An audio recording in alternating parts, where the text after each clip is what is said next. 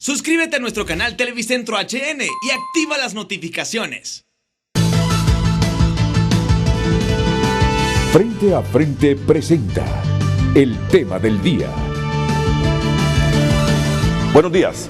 Ponemos a discusión este día con economistas, con profesionales distinguidos y respetados en el país, las cifras que el jueves pasado nos dio aquí en el programa la secretaria ejecutiva de la Comisión Económica para América Latina, la señora Alicia Bárcena Ibarra. Salía ella y se generaban mensajes de todo tipo, cuestionando los datos que sobre el país ella expuso en esta visita que hizo entre miércoles, jueves y viernes a Honduras. Pues hoy les digo, tengo a distinguidos profesionales para analizar con altura toda esta información proporcionada por la señora Bárcena Ibarra, secretaria ejecutiva de la CEPAL.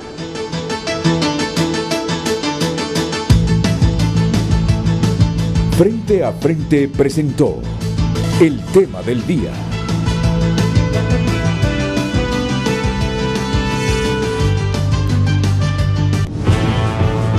Es de tal magnitud la polarización en Honduras que ni la secretaria ejecutiva de la Comisión Económica para América Latina, CEPAL, salió indemne del país. Ese es el tema de esta mañana que vamos a comentar también con ustedes a nivel de redes sociales. Recuerden que nuestras cuentas son Frente a Frente HN, nos encontramos en Facebook y Twitter. Es de tal magnitud la polarización en Honduras que ni la secretaria ejecutiva de la Comisión Económica para América Latina, CEPAL, salió indemne del país, es decir, salió ilesa del país. Vamos ahora con Renato Álvarez.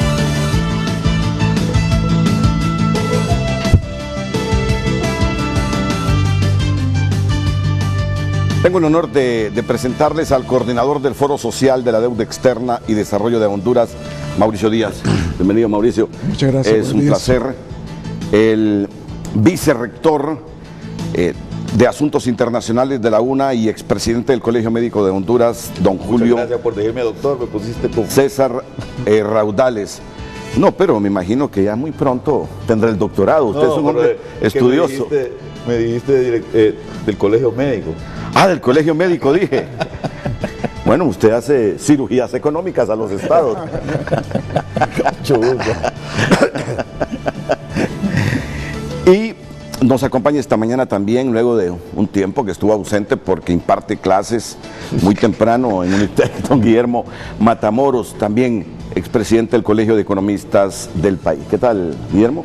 Mucho gusto, un placer estar con estos colegas y viejos amigos, más amigos que viejos, pero cirujanos de la economía. Fieras.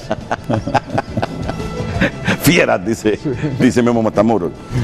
Bueno, la verdad que me hubiese gustado que estuviera también aquí la secretaria de Coordinación General del Gobierno adjunta en el Gabinete Social, el presidente del Banco Central, pero esta vez no nos acompañan, aunque fueron invitados. Nosotros siempre tratamos de que estos frente a frentes tengan la visión de todos los sectores, pero algunas veces no todos tienen agenda o están dispuestos por diversas razones. Pero bueno, son gente valiosa que tiene el país y que contribuirá a fortalecer los criterios sobre la economía de la República. ¿Qué les parece si comenzamos con las 5 cosas que la señora Bárcena Ibarra valoró de este gobierno? Y luego las 5 cosas que dice le hace falta a Honduras para alcanzar prosperidad. Y luego la van a escuchar. Dice Alicia Ibarra que no es cierto eso, que este es el país con la carga tributaria más fuerte de América Central. Y luego exclamó, bueno, si el país sigue con esas exenciones fiscales por alrededor de 42.000 millones de lempiras, esto no va a prosperar. Y así soltó otra información que será analizada por nuestros invitados. Primero con las 5 buenas cosas que tiene Honduras, según la secretaria ejecutiva de la CEPAL, y que ha generado la controversia en la República. Yo diría que hay 5 mensajes importantes, positivos y 5 que no son positivos. O sea, es mixta la cosa, ¿no? El primero positivo es el crecimiento que Honduras maneja, 3,5 este año. Va a ser uno de los pocos, ¿eh? Segundo, que en el ajuste fiscal que hizo Honduras no sacrificó inversión, ni inversión pública en capital, digamos, en bienes de capital, y tampoco la inversión social, protegió el gasto social. Tercero, que la deuda del sector público en realidad está en una trayectoria de sostenibilidad, ¿no? Era un país muy endeudado, logró negociarla. El costo es muy alto para Honduras, porque está pagando unos altos costos de servicio de la deuda, una deuda acumulada en el tiempo, ¿no? Entonces, claro, los bancos le dieron chance, pero la tiene que pagar. Y ese pago de la deuda externa, el pago del servicio de la deuda, es un problema porque es un pago que compite con el gasto social y con el gasto público en educación, etcétera, etcétera. El cuarto buen mensaje que yo daría es los bonos del Tesoro tienen un índice de riesgo 0. Honduras tenía un índice de riesgo de 750 puntos base. Lo logró bajar a 250 puntos base. Todavía le falta mucho para llegar a 0, ¿verdad? Esos son los bonos del Tesoro de nuestros amigos. Pero bajó a 250. Usted dirá, ¿y eso qué importa? Pues importa muchísimo, porque quiere decir que hay confianza de los inversionistas extranjeros de venir a Honduras. Y es el único país de Centroamérica que sigue atrayendo inversión extranjera directa. La inversión extranjera directa en todo Centroamérica el año pasado cayó 9.5%. El único país en donde se mantuvo alta fue aquí. Y en República Dominicana, ¿no? 3.5% aquí. Incluso en Panamá cayó. Entonces, creo yo que estas son cinco razones por las cuales hay que valorar. Bueno, crecimiento económico, ajuste fiscal sin sacrificar la inversión pública y el gasto social. La deuda externa de Honduras, dice, es sostenible. La deuda pública, interna, externa, es sostenible. Bajó el índice de riesgo de 750 a 250 y dijo que eso es admirable. Y además, que es, junto a la Dominicana, no, a Panamá, el país que más inversión directa atrae en la región.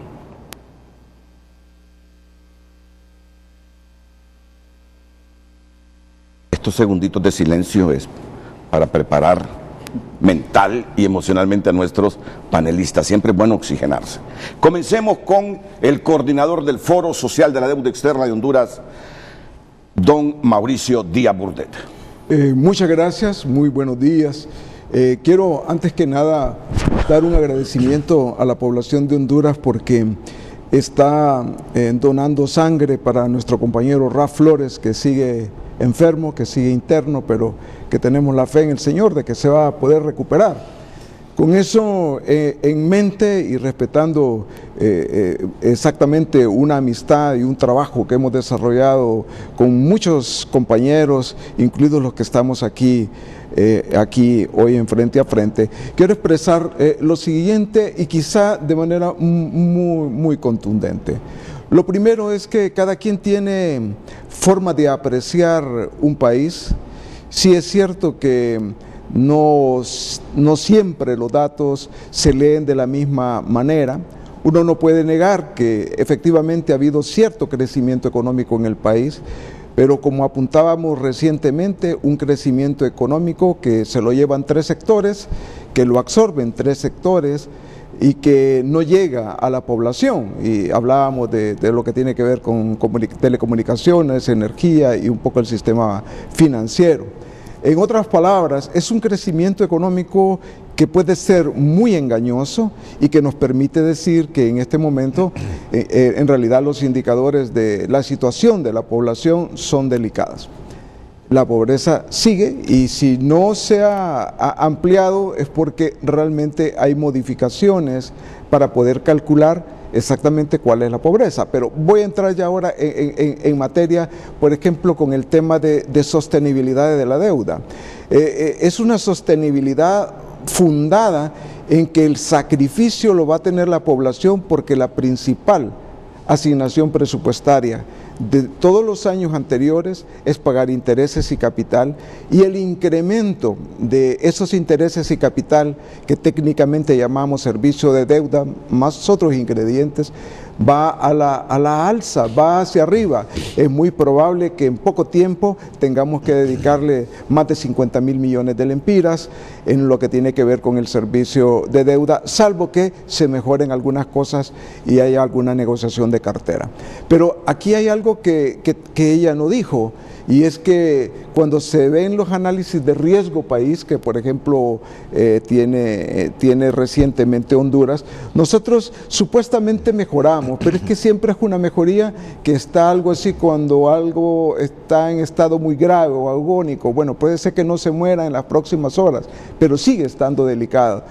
La calificación es altamente especulativa, es lo que la traducción del inglés al español nos dice, y eso nos plantea entonces de que efectivamente el tema de la deuda tenemos que tomarlo muy pero muy en cuenta. Solo para recuerdo, en el año 2000 debíamos casi 4.000 millones de dólares, ahora si tomáramos oficialmente los datos que hay en diferentes instancias, podrían ser 11.000 millones, 13.000 millones, pero de todas formas, aunque fueran 10.000 u 11.000, el incremento es notable, y lo más delicado, como se dice popularmente, no vemos dónde está esa deuda. Hay otro elemento que está vinculado al tema de abaratar el dinero, de que hemos bajado puntos. El papel, como se dice popularmente, soporta muchas cosas, pero para decirlo de manera concreta y tomando base datos oficiales, la inversión extranjera en Honduras en promedio anda entre 1.150, 1.250 millones de dólares al año, pero el mismo Banco Central y otras instituciones han reconocido que lo que hay realmente es una reinversión. Es como que de lo que se va a ganar, entonces, o lo que se ganó, se vuelve a invertir en el país. No es que está viniendo de manera masiva esa inversión extranjera que tanto se dice. Pero hay algo que creo que vale la pena plantear, que probablemente nos lleve al terreno de la economía política, y es que las declaraciones que ella hizo permiten tener un diagnóstico incompleto, insuficiente de cuál es la real situación del país, y si uno tiene un diagnóstico incompleto e insuficiente, seguramente las alternativas de solución no van a ser las que el país requiere en este momento. De tal manera que quizá todo lo que tiene que ver con la carga tributaria es una carga tributaria alta. Ella incluso habló en un momento de 21%, no sabemos exactamente de dónde sale esa cifra, pero independientemente de eso, se planteó de que en los países ricos llega a ser 40%, es decir, de cada lempira que gana, o dólar o euro que gana alguien, 40 centavos se van al gobierno. Y aquí la distinción es que aunque fueran 20 centavos en este momento en Honduras, uno no ve el mismo rendimiento de ese dinero, de ese quite que hay en nuestros ingresos en el bienestar. Por eso el tema de las exoneraciones es un tema que ha sido planteado como un problema delicado. Por ahí podría crecer bastante lo que tiene que ver con la tasa fiscal, pero de todas formas es también cierto que si el dinero no se utiliza bien, si el dinero no se utiliza en términos de inversiones, porque se habla de inversiones, pero en realidad el programa de inversiones públicas casi está constante en los últimos años, como también uno puede decir, si las condiciones de la población son tan mejoradas, tan buenas, ¿cómo explicamos que el 65% de la población, según datos del Instituto de Estadísticas, no tiene el salario mínimo? ¿Cómo explicamos la salida de hondureños al exterior? Estas respuestas que tienen que ver también con lo macro todavía requieren un mejor nivel de formulación. Cuando le hice esa pregunta dijo, por la desigualdad que hay en el país. es uno de los países con más desigualdad, unos pocos tienen la mayor concentración de la riqueza. Le pregunté, bueno, si usted dice que junto a Panamá en la región, Honduras es el país que obtuvo más crecimiento económico, si usted afirma que no hubo sacrificio en la inversión ni en el gasto social con el ajuste fiscal y que eso es de valorar, que la deuda de Honduras es sostenible, que el índice de riesgo país bajó a 250 de 750 y que junto a otro país, creo que mencionó la República Dominicana, son los países que más atraen la inversión extranjera, que califica de reinversión el FOSDE. ¿Cómo se explica ese 65-66% de pobres que ella misma mencionó? Me dice, es por la desigualdad que tiene Honduras, unos pocos con la mayor concentración de riqueza. Diagnóstico incompleto el de Bárcena Ibarra, secretaria ejecutiva de la CEPAL. Don Julio Raudales. Sí, mira, yo creo que, y quizás va a haber tiempo más adelante para hablar sobre esto, vale la pena valorar un poco el contexto y qué fue lo que vino a hacer y a decir la secretaria ejecutiva de la CEPAL. En primer lugar, y estábamos hablando un poco de eso antes del programa, creo que hay que valorar algunas cosas positivas. Por ejemplo, la CEPAL se está posicionando hacía muchos años, y lo hablábamos con Memo acá, hace muchos años que la CEPAL no salía a proponer algo, ¿no? La CEPAL ha estado durante los últimos 20, 30 años emitiendo siempre los mismos informes de siempre, el panorama económico, el panorama social, proyecciones, pero al final propuestas como la hubo en tiempos de Raúl Prebisch, ¿verdad? Que Raúl Prebisch ha sido el único economista, el fundador de la CEPAL, ha sido el único economista latinoamericano que ha desarrollado un modelo completo para generar crecimiento y desarrollo económico en América Latina. Es decir, a ojos de muchas personas, Raúl Prebisch, un economista famoso argentino, es el único profesional de esta materia que realmente ha propuesto un sendero que permita que Latinoamérica salga del subdesarrollo. Que tuvo éxito o no tuvo éxito, pues eso lo podemos valorar, pero es el único economista, digamos, que sí tuvo una propuesta, y yo creo que hay que valorar de la señora Bárcena, a quien conozco desde hace algunos años, el hecho de que la CEPAL ahora sí está haciendo una propuesta. Vamos a quizás hablar de eso más adelante. Yo me voy a concentrar un poco en las preguntas que hiciste sobre los 5 elementos positivos que ella valoró. Mira, en el tema del crecimiento, crecer a 3.5% podría parecer bueno en un contexto latinoamericano de un crecimiento de menos del 3%, es decir, en promedio Latinoamérica en los últimos 5 años ha estado creciendo a menos del 3%, Honduras ha estado creciendo a más del 3.5%, de hecho ese ha sido el promedio que hemos tenido durante los últimos 10 años, 3.1, 3.2% en promedio, y en los últimos 5 años hemos estado arriba del 3.5%. Incluso en el año 2017, de acuerdo a las cifras del Banco Central, el crecimiento fue de 4.7%, bastante más elevado que el promedio de América Latina y de Centroamérica en especial. Yo creo que solo Panamá, Paraguay y Perú en Latinoamérica están creciendo a un promedio más alto que esto, ¿no? Esas 3 economías están bollantes en los últimos años. Paraguay, debido al incremento en la producción y en el precio internacional de la soya y algunos otros productos de exportación que ellos tienen. Perú, porque ha estado haciendo una batería de políticas públicas muy fuerte, muy poderosa, que lo tienen casi ya poniéndose al lado de Chile, por ejemplo, que ya es un país, digamos, que está casi graduado de país desarrollado, ¿no? Y Panamá, pues que debido al tipo de economía que maneja, que es una economía de servicios, y también hay que decirlo, a lo bien que han estado manejando sus políticas públicas, han estado creciendo por encima del 5 o 6% en los últimos 10, 15 años, lo cual hace que uno va a Panamá ahora y mira una realidad completamente distinta a la que veía hace 20 años, ¿no? Honduras ha estado creciendo al 3.5%, repito, pero hay algunos elementos, y ya los mencionó Mauricio, que creo que vale la pena destacar. Hubo uno que se le escapó a Mauricio y que yo quiero hacer hincapié en él, y es que nosotros tenemos un problema con el crecimiento poblacional, Renato. Un crecimiento de 3.1% en promedio en los últimos 10 años. En la economía. En la economía, en el Producto Interno Bruto, es lo que mide el crecimiento de la economía, versus un crecimiento todavía del 2% poblacional, solo te deja menos de un 1% de crecimiento per cápita.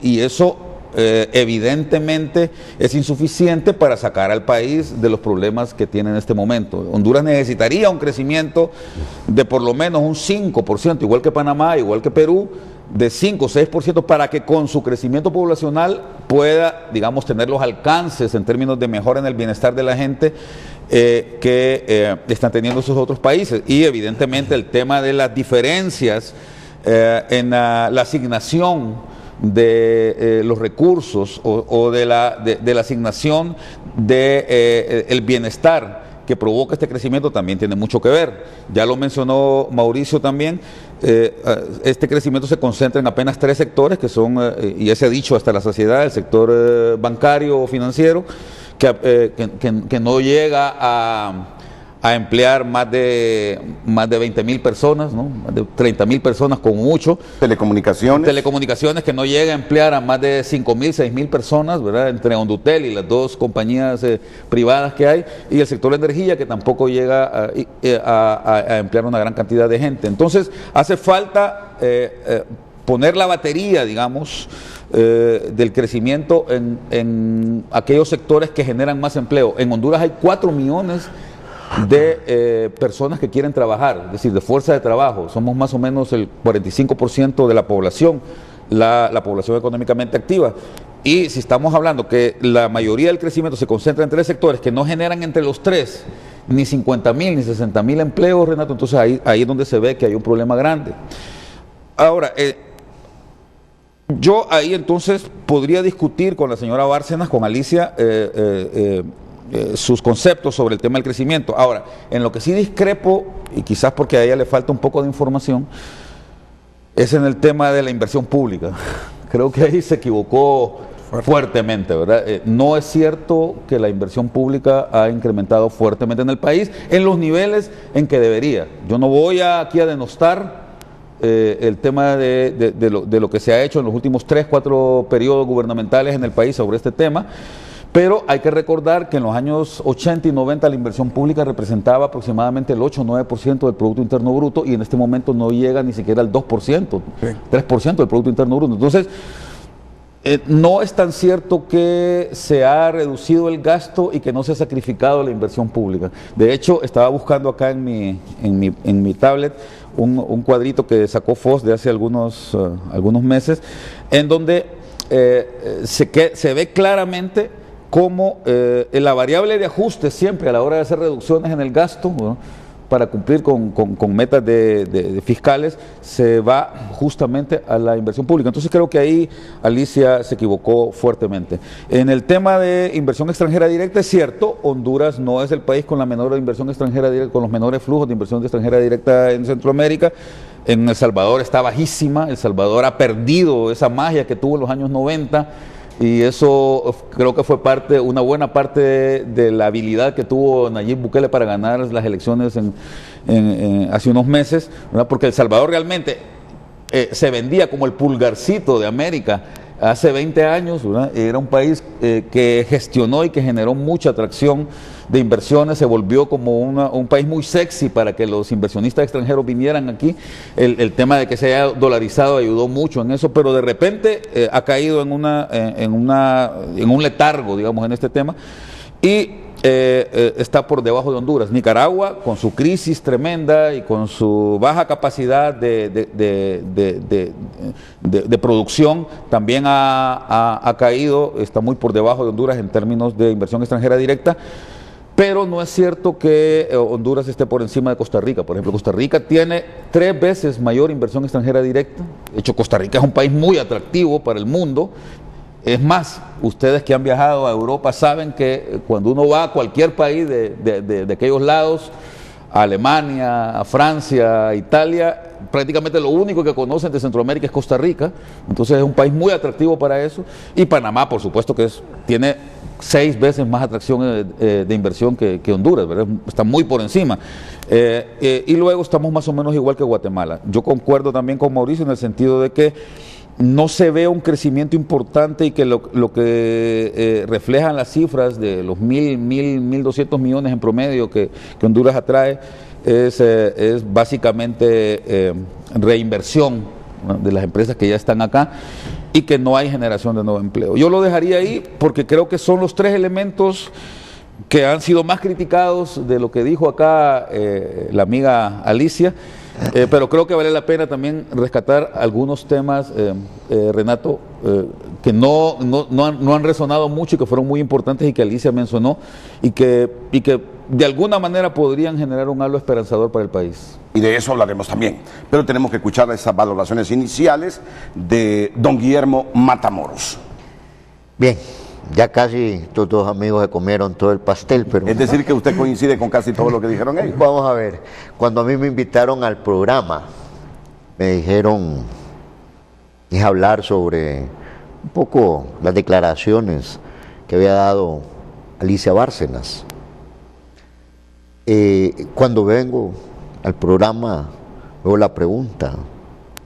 Entonces, ¿cuál es el tema realmente?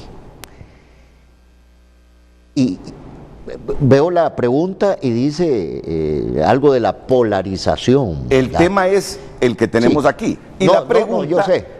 La pregunta lleva ahí condimentos para estimular la participación del público en nuestras redes sociales. Pero bien. Yo tengo que ser plenamente sincero con usted. Pero entonces ahí está la magnitud de la polarización. Y efectivamente, el país de un tiempo para acá se ha tornado horroroso. Ya no se puede discutir de manera racional. Y como no se puede discutir de manera racional, puede haber incluso un tanto discusión pasional, pero inteligente. Sin embargo, se ha tornado como cuando se confrontan las barras del Olimpia y del Motagua, la ultrafiel y los ultra revolucionarios. Entonces, eso nos hace perdernos como país, como actores, del rumbo, de la discusión de fondo, de la discusión inteligente. Bien, ya aclarados los conceptos. Julio y Mauricio han dado algunas cifras, más o menos donde crecemos, en promedio 4,5, tasa de... bueno, previo, quiero decir, cuando uno va a valorar una economía, si va desde la parte macroeconómica, si es un análisis básico, pues se va a cuál es el crecimiento económico, cómo está el tema de precios y cuál es el tema de empleo. Son tres objetivos macroeconómicos y eso le permite un análisis básico. Si quiere refinar un tanto el análisis, bueno, hay que considerar otro tipo de indicadores que reflejen bienestar. Naciones Unidas introdujo el IDH, que es una descomposición, o que está compuesto... El índice de desarrollo humano. El índice de desarrollo humano, que está compuesto por indicadores de salud, el tema de esperanza de vida, el tema de educación y el tema de ingreso. Hay otros indicadores de progreso social más actualizados. Entonces eso nos permitiría evaluar completamente cualquier economía. Otros ya incorporan ya en los temas sociales el tema de desarrollo democrático incluso, ¿verdad? Entonces, y yo creo que ese es el tema. Sí tenemos que medirnos para ver cómo estamos, es importante. Más allá de lo que dijo Alicia Bárcena, ¿cómo está Honduras? Bueno, hemos crecido en promedio 4%, tasa de inflación en los últimos 10 años, ya en promedio andaremos 5, incluso en los últimos ya abajo de 5, ese es el techo, aceptable. En el promedio regional es casi más de 2 veces la inflación de nuestro principal socio comercial, todavía puede reducirse, pero hay un comportamiento inercial, pero es aceptable. Antes hablábamos de un dígito. Honduras ha tenido tradición de baja inflación. Donde la mula votó a Genaro es en el tema de empleo. Los diferentes gobiernos, desde que Honduras entra en el proceso de democracia, digamos, desde la década de los 80, todos los gobiernos han tenido como eslogan el tema de trabajo, que la revolución del trabajo y la honestidad de Suazo Córdoba, que Callejas le dio mucho énfasis, todos los gobiernos, trabajo y seguridad de uno, pero cuando uno ve el desempeño, muy pocos logros se han obtenido. Los gobiernos hablan, dicen, pero son muy poco efectivos en lograr emplear. Y frente a toda esa discusión, nos sorprende lo que algunos llaman la cuarta revolución industrial, en donde ya el tema del empleo se está complicando más, no solo en Honduras, en todos los países. En España tenían una tasa de paro, como le llaman, del segmento de 18 a 25 años que llegaba al 56%. Eso se parece mucho a Honduras. Bueno, Estados Unidos sí es el país más exitoso en el tema del empleo y ahora andan en pleno empleo, aun cuando con la crisis subprime llegaron a niveles del 10%, algo inaudito en Estados Unidos. Entonces, ahí estamos. Entonces, ¿qué ha pasado en Honduras? Bueno, sí, hemos crecido. Inversión extranjera directa. Sí, 1.200 millones, nos movemos entre 5 y 10% de incremento, está bien, andamos en el estándar regional, pero absolutamente insuficiente para enfrentar los retos de pobreza y desempleo, que se sitúa la pobreza en alrededor de un 60%, el desempleo que se esconde mucho detrás de la cifra de desempleo abierto, pero que si lo reflejamos por problemas de personas con problemas de empleo, anda arriba del 50%, ¿verdad? Hablamos casi de 2.5 millones de personas. Entonces, ahí tenemos grandes problemas y el tema es cómo los vamos a enfrentar, porque la gran tragedia, diría yo, o la complejidad de todo esto es que antes todos los empleos los generábamos en el sector agropecuario, en el sector de manufactura. Sin embargo, el mundo cambió, el proceso de automatización ha revolucionado todo esto. Por un lado. Por otro lado, mucho de eso entra por el lado de importaciones y hay una tendencia a tercerización. Pero por mientras, la escolaridad ha ido aumentando en algún sentido, los jóvenes quieren trabajar, pero el problema es que en Honduras, para reflejarlo de manera muy gráfica, íbamos, en 2017, por ejemplo, crecimos, íbamos a 100 kilómetros por hora para hacer la figura. De repente en 2018 la velocidad se redujo a 60 kilómetros por hora y en el año actual se desaceleró a 40 kilómetros por hora. Crecimiento sí, más alto o anda de lo más alto de la región sí, pero igual insuficiente para satisfacer la enorme oferta de empleo. Y de manera más estructural y para reflejarlo gráficamente, la economía hondureña es un pastel, digamos, del tamaño de esa mesa. El problema es que ese pastel no crece, pero los comensales sí aumentan. Exacto. Entonces eso nos ha hecho entrar en una situación complicada. Y en vez de dedicarnos a enfrentar estos grandes desafíos, que no solo los tiene Honduras, los tienen todo el mundo, todos los países del mundo, nos hemos dedicado a descalificarnos, a destruirnos y hemos perdido cohesión social, elemento que es fundamental para tratar de transformar la economía y hacerla una economía, no tener el crecimiento como un fin en sí mismo, sino como generar bienestar. Porque ahora nuestros hijos pueden vivir, pero los hijos de los más pobres no están consiguiendo empleos.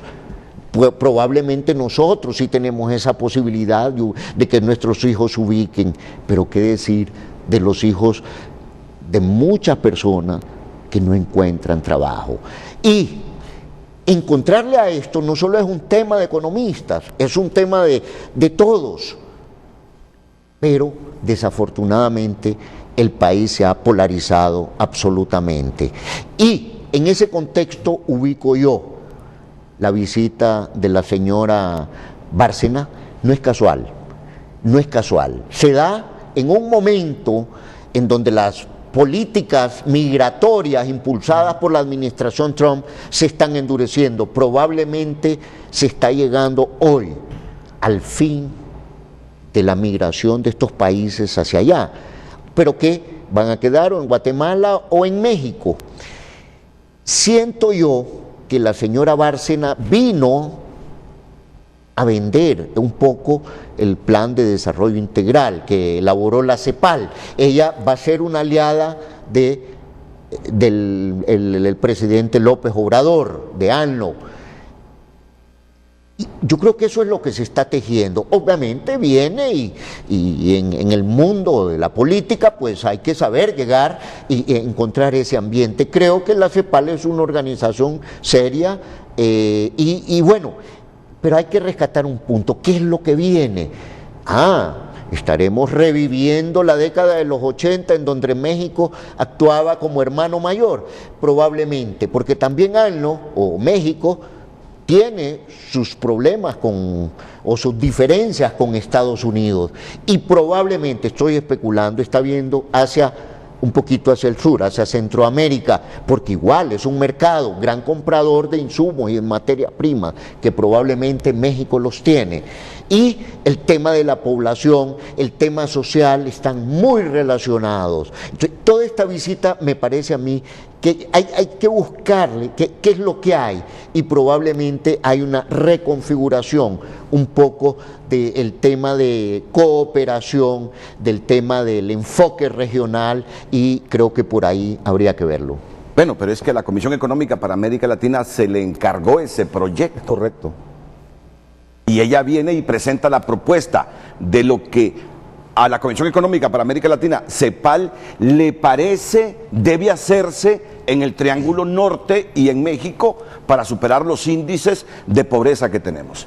Y a eso vino la señora. Pero qué rico tener un diálogo así. Se lo digo yo que modero todos los días este programa. Qué rico tener un diálogo así, donde el objetivo no sea a ver cómo golpeo a Mel o a ver cómo defiendo a Mel, a ver dónde más le duele a Jo y a ver cómo sale bien librado Jo. ¿Qué país sale adelante si el mundo se reduce a ver quién pega más fuerte, a Mel o al otro? Miren qué lindo, ¿eh? Honduras crece, claro que crece, pero no es suficiente porque el crecimiento poblacional se come ese crecimiento económico, ¿ok? ¿Qué políticas poblacionales debe el país impulsar? Ok, Honduras crece económicamente, correcto, pero la concentración del crecimiento está en el sistema financiero, en las telecomunicaciones y en la energía. Ok, ¿qué políticas públicas nos hacen falta para diversificar ese crecimiento? Pero qué rico es hablar así y no verlo todo blanco y negro. Por eso es que casi nadie propone en Honduras, porque el debate se concentra en la descalificación. Por eso me agrada tenerlos aquí y que hablemos alrededor de lo que dijo la señora Bárcena, esté ella o no en lo correcto, por ejemplo, en la inversión pública. Hombre, pero sería una equivocación elemental si la señora no hubiese investigado correctamente de cuánto es la inversión pública. Por eso yo reto al señor presidente del Banco Central o a la secretaria de Finanzas para que me digan el porcentaje de la inversión pública, como para que la señora Bárcena Ibarra haya dicho que a pesar de los ajustes fiscales, este país ha sostenido la inversión pública, dijo, y el gasto social. Pero es bonito hablar así para ver dónde están las falencias, las equivocaciones y las correcciones que hay que hacer. Después de la pausa, preparado también con esa batería de ideas, el señor Mauricio Díaz Burdet, don Julio Raudales y don Guillermo Matamoros.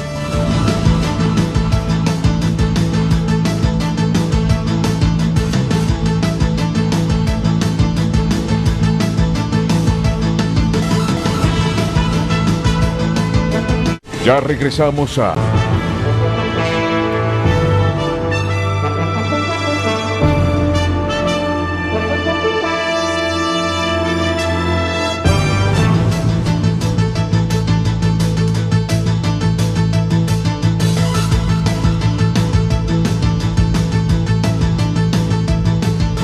Es de tal magnitud la polarización en Honduras que ni la secretaria ejecutiva de la Comisión Económica para América Latina, CEPAL, salió indemne del país. Este es el tema que tenemos esta mañana. Nos vamos a los comentarios que nos han llegado a nuestras redes sociales.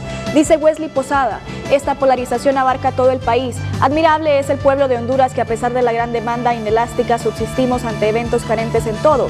No hay crecimiento financiero, desarrollo significativo en el PIB, etc. Dios nos ampare ante estos eventos. Héctor dice: parece que a los medios sociales y los noticiosos, lejos de provocar satisfacción y alegría en la mejoría de los índices de pobreza, les provoca contradicción y se preguntan cómo es posible esto. Antes eran felices diciendo lo mal que estábamos y de ser los más pobres de América. Dice Mara Rodríguez: no es un tema de polarización, es un tema en el que se deben contrastar las cifras con la realidad del país. A nivel de la población de a pie, aquella que enfrenta todos los días desempleo, inseguridad, elevados impuestos además de la extorsión. Por eso lo positivo quedó de lado. Rodolfo dice: yo no le llamaría polarización, es la reacción de un país de personas que ya no son engañadas con espejitos, ya no nos engañan, dice, si somos los hondureños los que vivimos en carne propia toda la voracidad de un gobierno y sus empresarios. Álvaro Pérez dice: para los antigobierno todo está malo y lo positivo y los logros siempre los van a desacreditar o devaluar, porque no critican los empresarios nacionales que no crecen y no reinvierten sus ganancias aquí en el país. El gobierno no puede hacerlo todo. Byron dice: claro está que los economistas hondureños que siguen las escuelas de pensamiento keynesiana y marxista ignoran a conveniencia de los indicadores macroeconómicos. Todos los que estudiamos en escuelas de ciencias económicas y sociales usamos los datos de la CEPAL para investigación. Aníbal Montoya dice: polarización es solamente un epíteto que se puede aplicar a todo lo que nos ocurre. Dudo que con las capacidades de la representante de la CEPAL y otros desconozcan la realidad. Alicia Bárcenas: ¿cuál Pilato se lava las manos? Eso no es la realidad. Esta cuenta dice: en nuestra Honduras ya ni los extranjeros son profetas, solo porque a la oposición no le gusta lo que nos dicen. En otro lado del mundo estarían felices, pero en Honduras no. Y aclaro, Dominicana está creciendo por el dinero que proviene de origen dudoso. Dice Oscar: lo que pasa es que cuando personas del extranjero aquí les han dicho los dan el discurso hecho para que solo lo vengan a leer, pero en realidad no tienen ni idea de lo que pasa en el país. Saben, dice, Chile es el país con el mejor crecimiento económico, con un 4.1% en América. José Mario dice: son pocos economistas en Honduras y los pocos están polarizados. Hay un problema como sociedad cuando las cifras son malas y apoyan las dichas declaraciones por tintes políticos, lo cual es evidente de la falta de profesionalismo de los economistas, porque se vuelven políticos. Y un último mensaje dice: ese informe no tiene nada que ver con la realidad nacional. ¿O será que todas las personas que salen en caravanas tienen tanto dinero que se van a invertirlo a otro país? Qué poca seriedad de ese informe, dice Carlos Luis Henry. Continuamos con el foro luego de la pausa comercial. Es de tal magnitud la polarización en Honduras que ni la secretaria ejecutiva de la Comisión Económica para América Latina, CEPAL, salió indemne del país.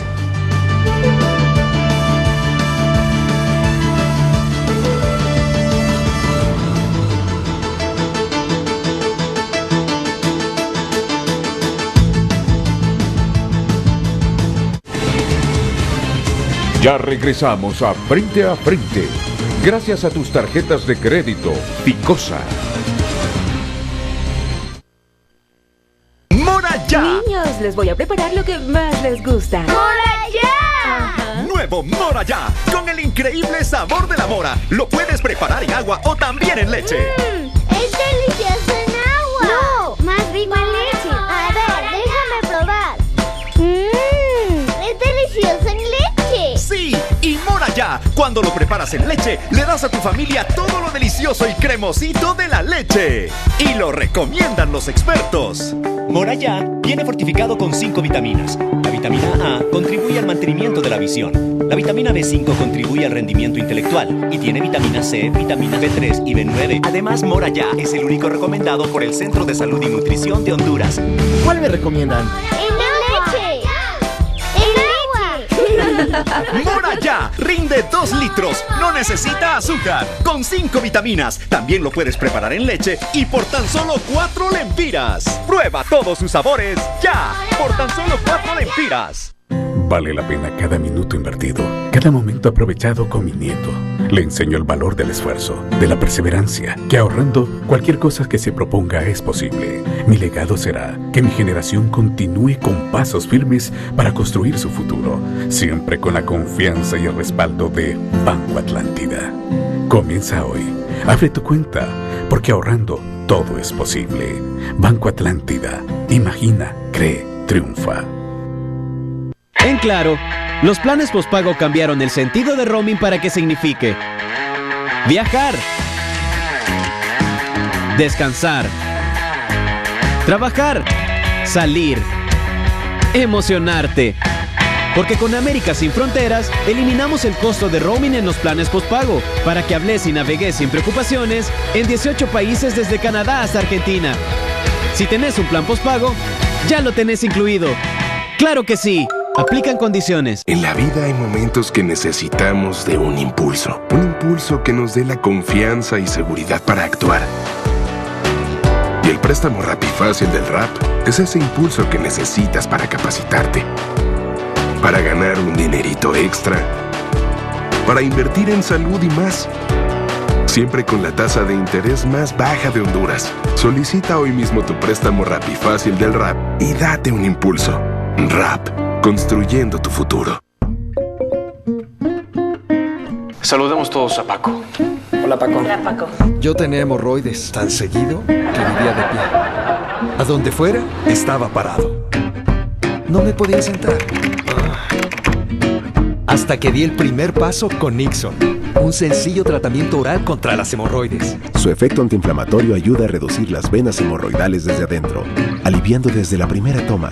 No he vuelto a sufrir de hemorroides. Con Nixon me siento en las nubes. Les ofrezco brócolis a la crema de entrada. Me inflaman muchísimo y me causan gases. Yo sentía lo mismo. El doctor me recomendó QG5. QG5 alivia los 5 síntomas de la colitis. Continuamos con Frente a Frente, gracias al evento Kia del Año, con los precios más bajos. Kia, el poder de sorprender.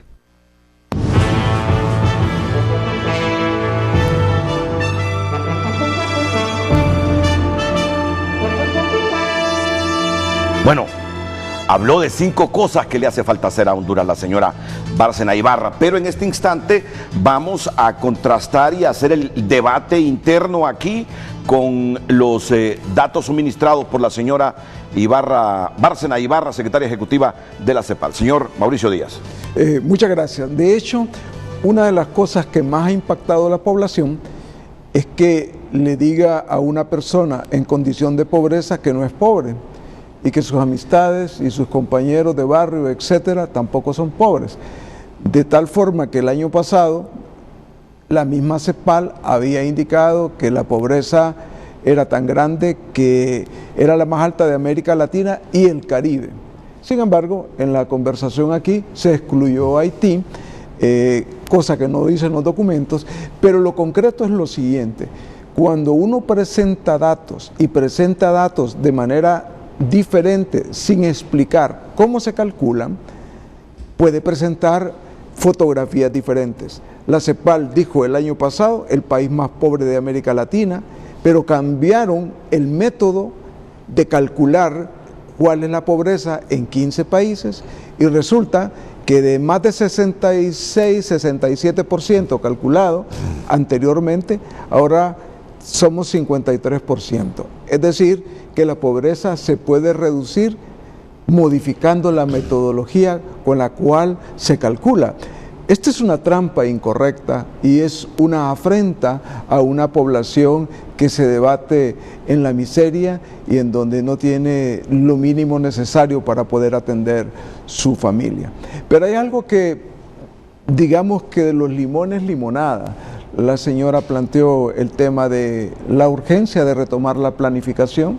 Sin duda esto es fundamental, pero aquí hay algo que en el fondo en Honduras tenemos que seguir insistiendo, y es que hay una destrucción masiva de las instituciones públicas, incluidas las que generan información, de tal forma que ahora adquieren mayor credibilidad las que presentan los organismos financieros internacionales o la cooperación que los propios datos sacados de las instituciones públicas. Esta descalificación está relacionada probablemente que no se ha hecho bien el trabajo, pero por otro lado tiende a confundir, porque oficialmente sobre un asunto se pueden tener diferentes datos. Para decirlo de manera concreta, que es una insistencia histórica.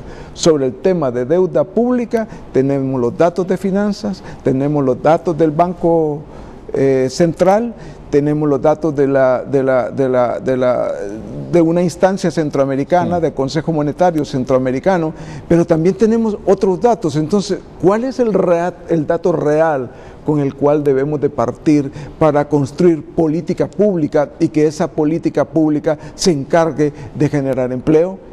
Esta respuesta también está vinculada a otro elemento muy importante que no fue planteado como una preocupación: cómo se diseña, cómo se aprueba y cómo se ejecuta el presupuesto público. Es decir, si uno revisa años anteriores va a encontrar que el crecimiento del presupuesto público es verdaderamente espectacular, pero ese crecimiento tan grande que puede varias veces duplicar lo que fue hace algunos años, las personas que están en los hospitales no lo ven, en los hospitales públicos. Las niñas y niños que están en el piso tampoco lo ven, porque están estudiando en las condiciones más infrahumanas que uno le pueda dedicar a su propia gente.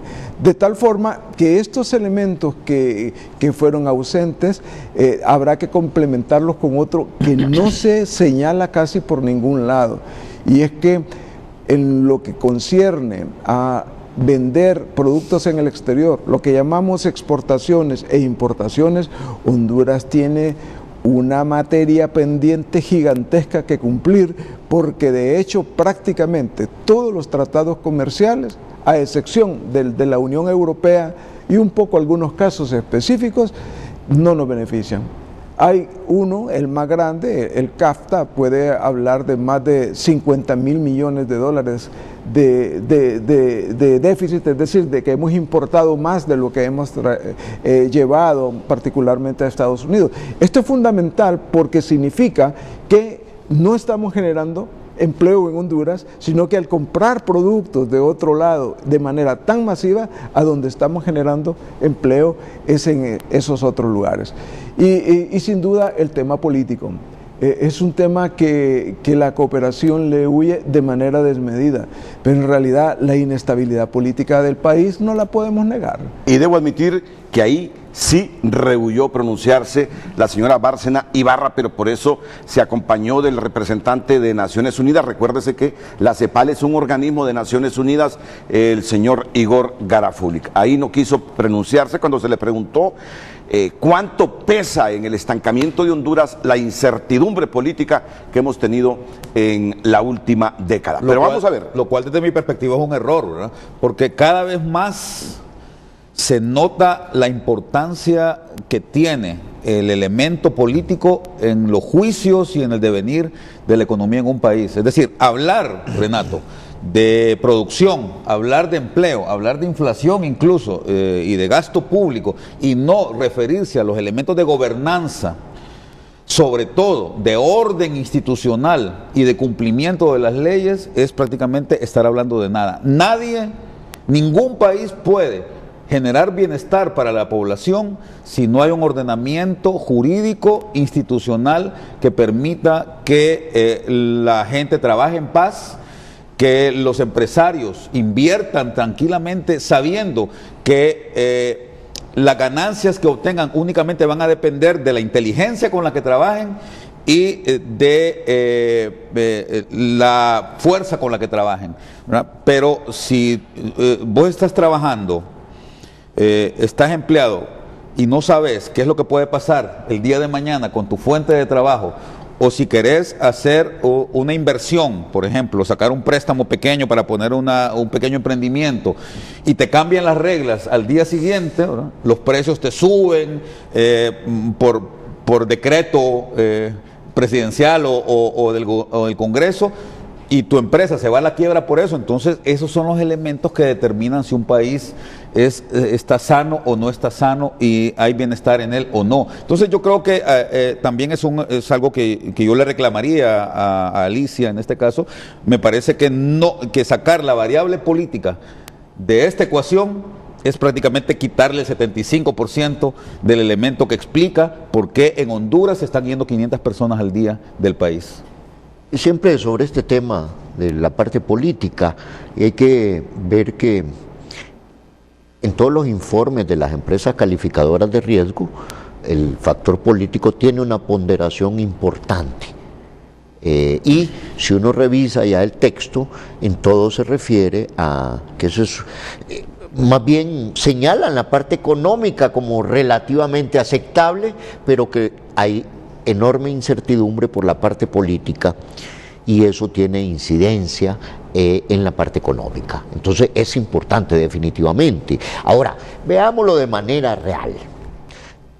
Todo este tipo de confrontación que hay en el país, que se ve en las calles, que se ve en el discurso, sin duda alguna es un elemento importante para el tema de la desaceleración económica. Un familiar con un hotel en Choluteca, cuando estaba un poco lo más álgido de esta crisis reciente de junio, me dijo, perdí 200 habitaciones y tengo que pagar salarios, tengo que pagar el 14º, tengo que pagar el préstamo y tengo que pagar el tema de los pagos a cuenta.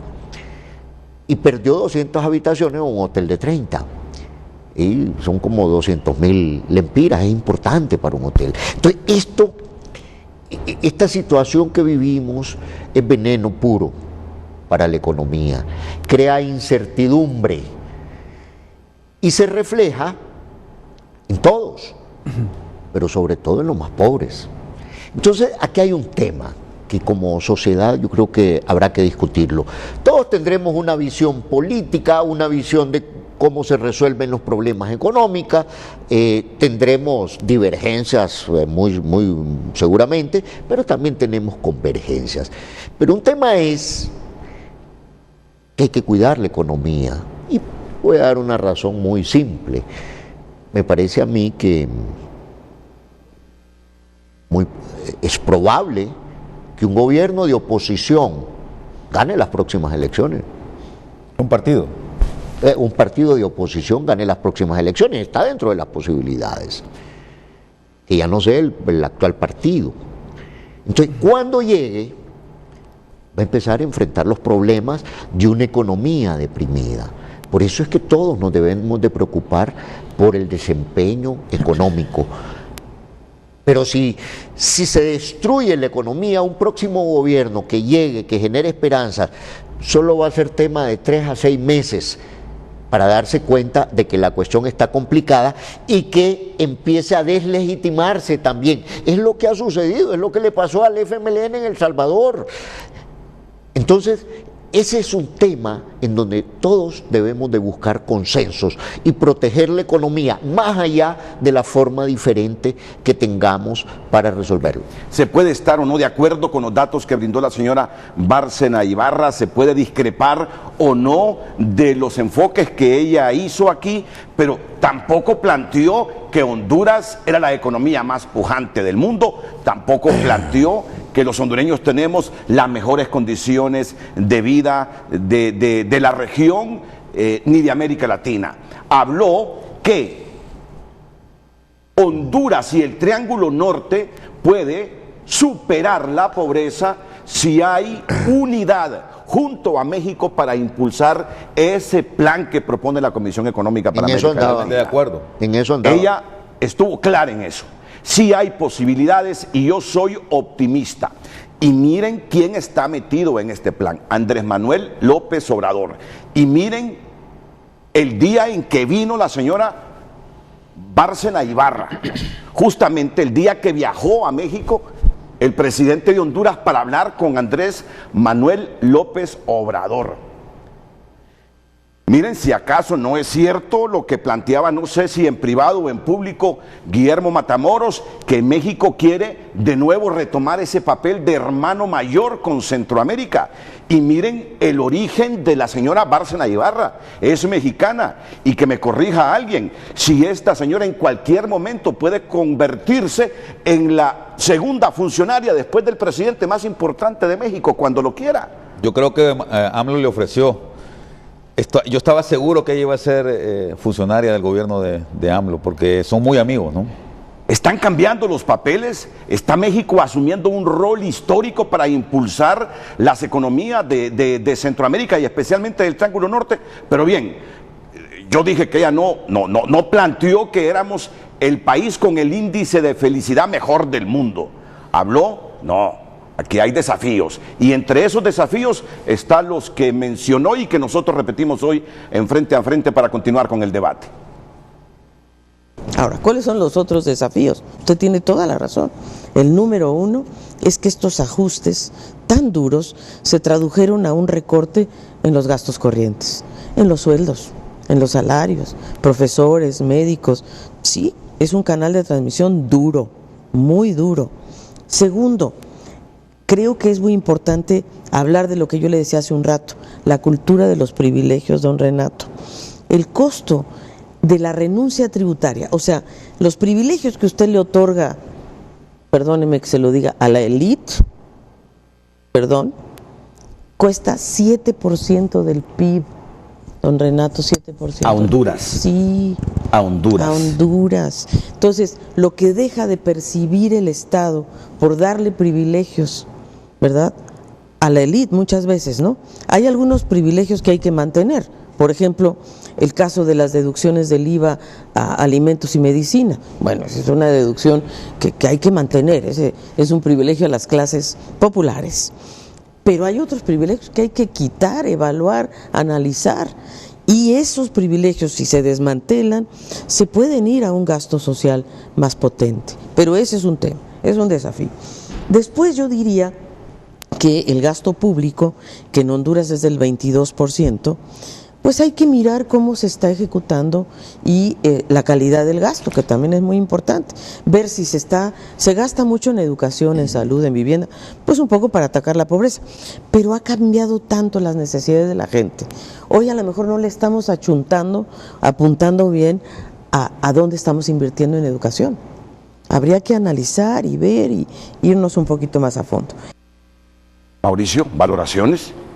Bueno, la conclusión que hay sobre el gasto público es un señalamiento histórico que muchos sectores hemos tenido, en el sentido de que Honduras sigue teniendo una recaudación tributaria creciente todos los años, es decir, pagamos más impuestos, pero uno no puede ver que esos impuestos hayan generado los empleos que se requieren en el país y el bienestar que requiere el país y el mejoramiento de las capacidades de las instituciones públicas, particularmente de salud y educación. Ahí no hay ninguna duda de que el ejercicio presupuestario hay que profundizarlo en todo lo que tiene que ver con su aprobación, con su gestión y su ejecución.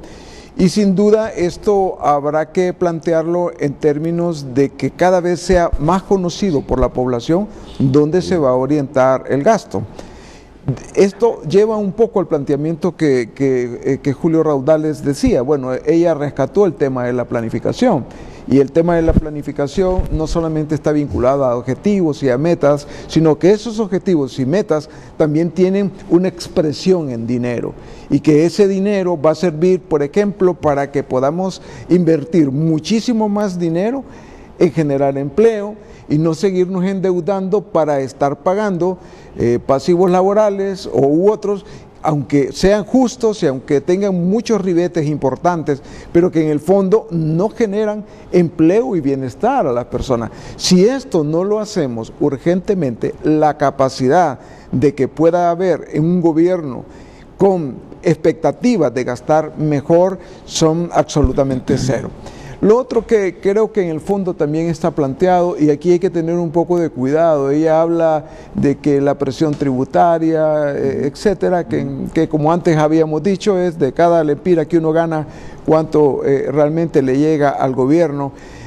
Cuando se dice que puede ser hasta de 40%, está poniendo casi como la expectativa de que haya un incremento a la presión tributaria. Este es un punto que digamos ofrece un panorama favorable, pero al mismo tiempo está ofreciendo del otro lado la posibilidad de que Honduras siga adquiriendo mayor endeudamiento público, que es exactamente una de las principales áreas donde se nos va muy buena parte del crecimiento o del bienestar económico que tenemos en el país. Pero fue muy claro en esto que Honduras no es el país con más carga impositiva que hay en la región centroamericana, y quiero que me hablen de eso. Fue contundente, fue bien clara, hasta le miraba los gestos, como cuando dijo, ahí tienen un serio problema, son 42 mil millones de lempiras en exenciones fiscales.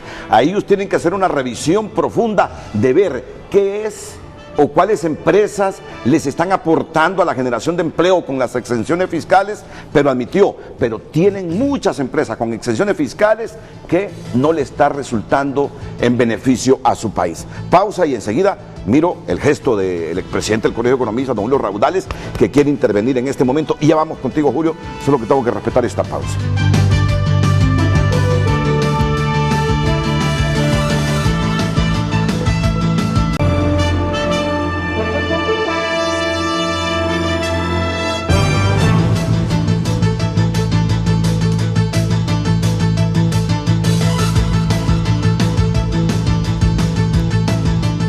Bueno, antes de seguir escuchando a nuestros panelistas, creo que es oportuno mencionar un tuit que ha escrito el presidente de los Estados Unidos. Dicen que Trump está viendo a Fox, la cadena conservadora de los Estados Unidos, se acuesta viendo a Fox, se levanta viendo a Fox desde las 4 de la mañana, y según lo que diga Fox, se pone empieza a tuitear. Así gobierna Trump. Empieza a tuitear. No descarte que a las 4 de la mañana hoy la cadena Fox haya primado la información sobre la violencia en esta ciudad estadounidense de Baltimore, que pertenece al estado de Maryland. No sé, por algunas razones, es una ciudad con mucha violencia, Y hoy Trump seguramente vio alguna noticia sobre la violencia en Baltimore y tuiteó, ya lo van a ver en pantalla, pero si me lo puede leer, por favor, don Julio Raudales. A ver, no sé dónde lo tengo acá. Dice que Trump compara a Baltimore diciendo que es peor que Honduras. Y dice el presidente Donald Trump volvió a atacar a la ciudad estadounidense de Baltimore al sugerir que es más violenta que Honduras, el país centroamericano sin guerra con una de las tasas más elevadas de homicidios del mundo. Bueno, así gobierna el presidente, ¿verdad? Metiendo miedo en sus discursos, metiendo miedo por esta red social Twitter, que es la de él.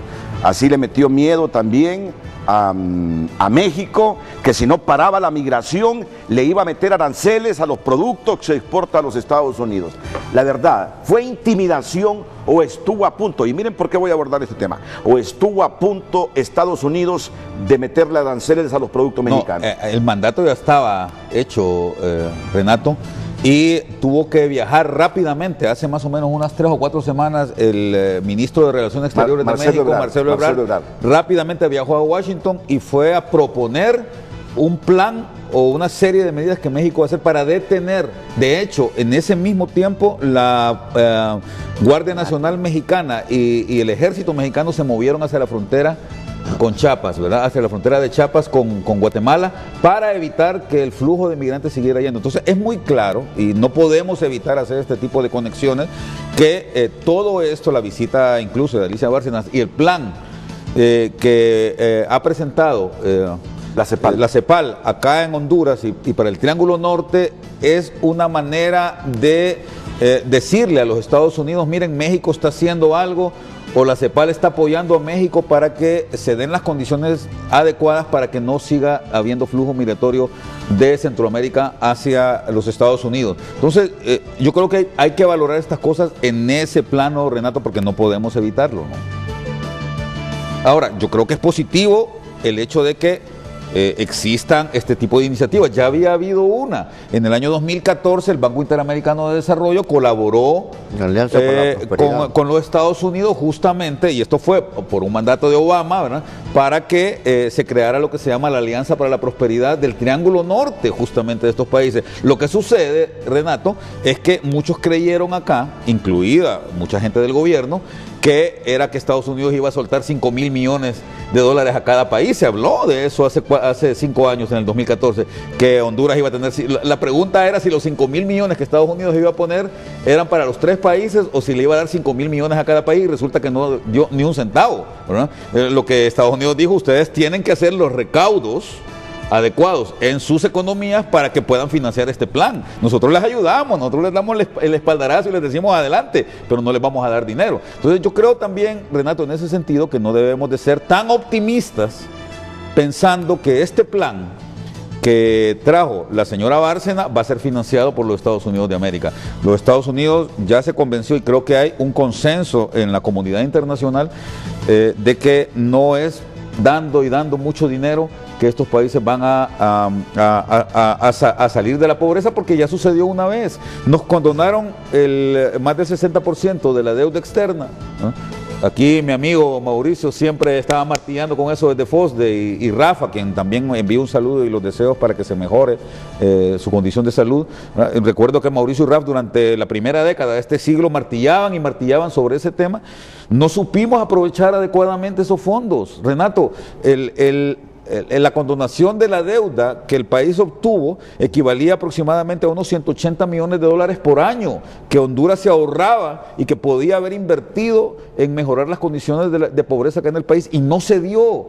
En el 2010 nosotros propusimos un plan de nación en donde estábamos tratando de que la situación del presupuesto nacional cambiara y se ciudadanizara, que se le diera más a las regiones el presupuesto, ¿verdad? Pero tampoco hubo oídos a esa situación. A los ministros les gusta tener ellos el poder, decidir ellos a quién le van a dar la plata, y entonces evidentemente se abandonó este proceso tan importante para el país, que yo creo que hay que retomar. Entonces, a ver, me parece que es fundamental que entendamos que por más plan de la CEPAL o por más plan del BID que haya, nadie va a sacar al país de la pobreza si no somos nosotros mismos a través de buenas políticas.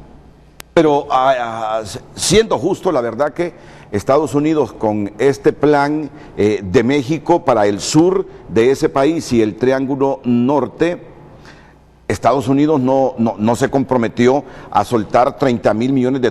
Quien lo propuso fue México, y dijo: nosotros nos comprometemos a poner esta cantidad en miles de millones de dólares, pero necesitamos que Estados Unidos haga lo suyo para impulsar a esa región, el sur de México, es decir, todo el estado de Chiapas, más los 3 países centroamericanos que están en la parte norte: El Salvador, Guatemala y Honduras. Bueno, ¿a dónde quiero llegar? Julio Raudales es del criterio que la visita de Alicia Bárcena a Ibarra no fue un acto casual.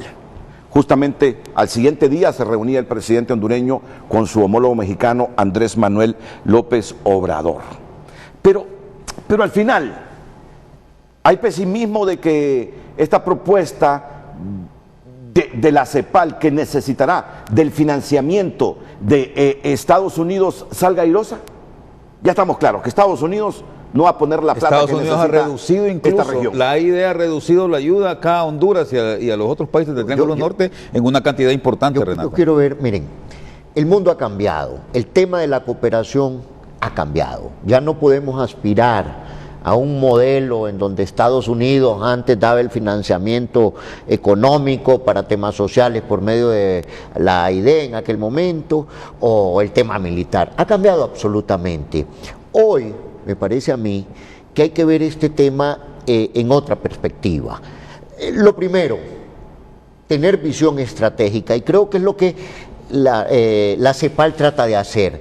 Ojo, no solo es cooperación social, no. Están hablando, por ejemplo, de un gasoducto, la integración México, eso es economía. Entonces, tenemos que ver la prosperidad. Una economía, o cualquier economía, y en el caso específico de la de Honduras, en términos de inversión, la inversión privada representa alrededor del 85% del total de inversión de un país. Del país. En términos de consumo, igual, anda alrededor del 90% es consumo privado. En términos de mercado laboral, de 1.2 millones de personas asalariadas, 1 millón es privado. Entonces, ok, si queremos crear prosperidad, la visión es a través del comercio y la inversión. Sin duda alguna, y este es uno de los temas que se dislocó con la reforma económica a partir de los 90, los gobiernos son los responsables de proveer bienes públicos. Estoy hablando de educación, de salud, de seguridad, el tema de puertos, carreteras, ahí ha habido un cambio en las formas de abordarlo. Pero de eso se trata. ¿Cómo garantizar mejores servicios públicos para que la gente viva mejor? Esa es la diferencia entre los grandes países y estos países pobres. Sí, pero para eso hay que crear riqueza. Para eso hay que crear riqueza. ¿Cómo crea esa riqueza el Triángulo Norte? ¿Cómo crea esa riqueza el sur de México? Pero quiero llegar a un punto.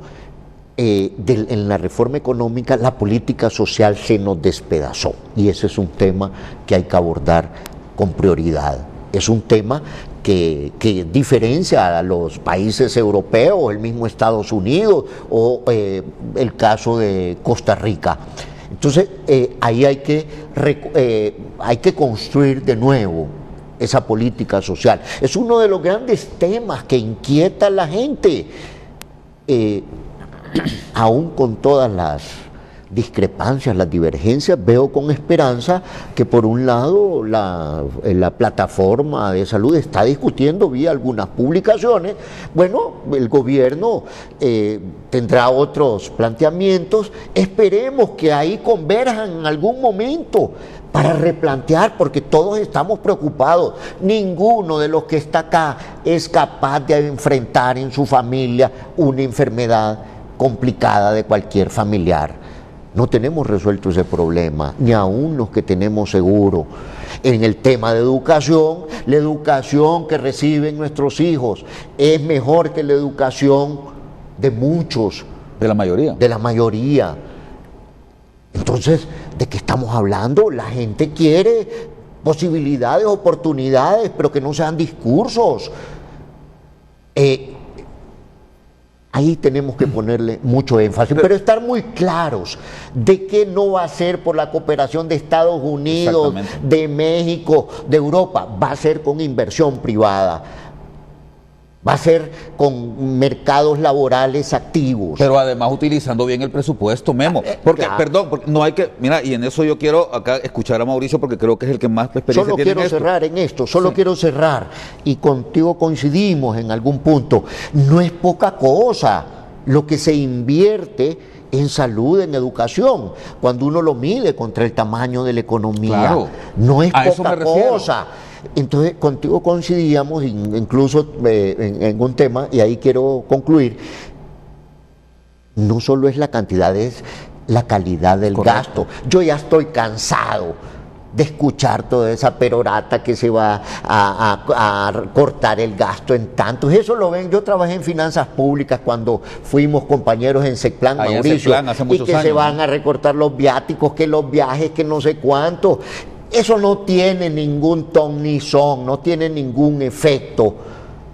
Lo que ocupamos es que haya medicinas, que sea, por lo menos si voy a ir a un hospital público, que me sienta seguro, pero ninguno de nosotros quiere un hospital público porque le da terror. Entonces necesitamos, y ahí quiero que recordemos esto, ¿cómo es posible que un humilde cura de Ojojona tiene un hospital de especialidades de calidad, que le da cobertura a toda esa comunidad con un modelo que él mismo y con su comunidad construyó, en donde todos tienen salud de primera, incluso salud de especializaciones y a bajo costo. Entonces, esos temas hay que rescatarlos, y nosotros invertimos grandes cantidades en los hospitales, y la calidad de la salud no es de la mejor. Déjenme retomar el tema, ese mundo ideal que nos plantea don Guillermo Matamoros requiere de prosperidad económica y a la vez de el buen manejo del presupuesto. Y esa prosperidad económica surge con las políticas públicas internas, pero sin demeritar este proyecto, que es uno entre tantos que pueden surgir del Triángulo Norte con México.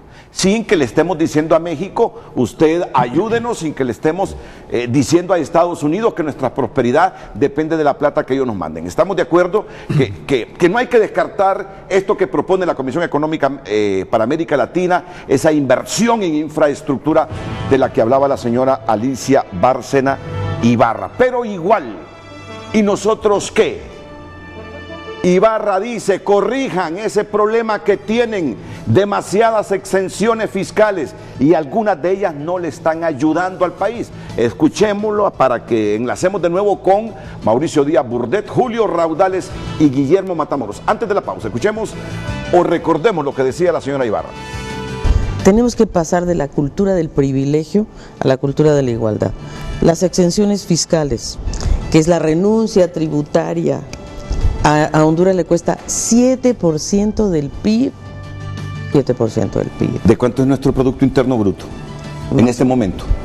¿Cuánto es? 600.000 lempiras. 600 mil millones de lempiras, ¿no? Y esas exenciones fiscales de repente que no dan resultados nos cuesta el 7% o 7%.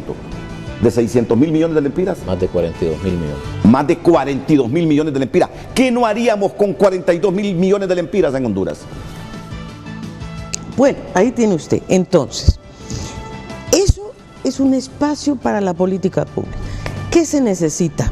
La transparencia fiscal.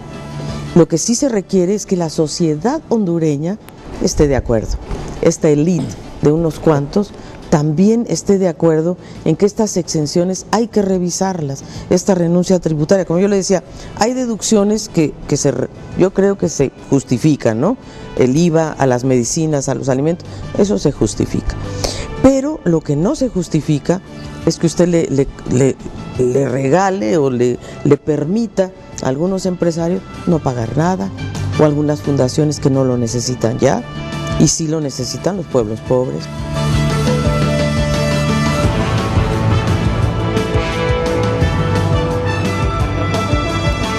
Distribuidor autorizado de Volkswagen.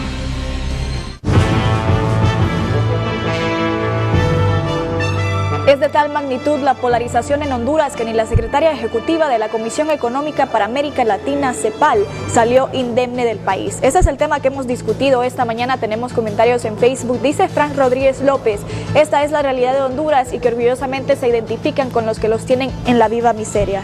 Y vemos una fotografía pues de hondureños viviendo en miseria, como él lo menciona. Tenemos a Betty Obando que dice, el problema es que se critica a la CEPAL cuando les conviene, pero cuando esta emite un estudio que no les conviene, la critican.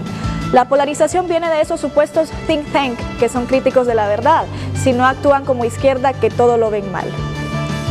Mark dice, buenos días, no hay polarización en la economía familiar, no es polarización comentar o reclamar porque los servicios públicos han aumentado de manera desmedida a causa de contratos y concesiones amañados involucrados hasta algunos empresarios nacionales. En el 2017 por 650 kilovatios pagaban 1.900 lempiras y ahora 3.500. Me alegra que a Honduras como país le vaya bien, pero es evidente que no llega al pueblo ese bienestar simplemente porque las cifras no son ciertas. Tenemos más comentarios, dice Fidel. Lo que ya días acontece en nuestro país es que los que alcanzan el poder y posiciones pasan a gerenciar para ellos mismos, dejando por fuera a quienes se deben. Lo que han acontecido de igual manera en lo privado, en donde al fin los dueños a la calle y los gerentes como los nuevos millonarios. Un mal acrecentado y fomentado por la misma pérdida de valores y principios, y entre ellos, como si todo fuera por capacidad, por favor, impunidad, desigualdad, dice este usuario.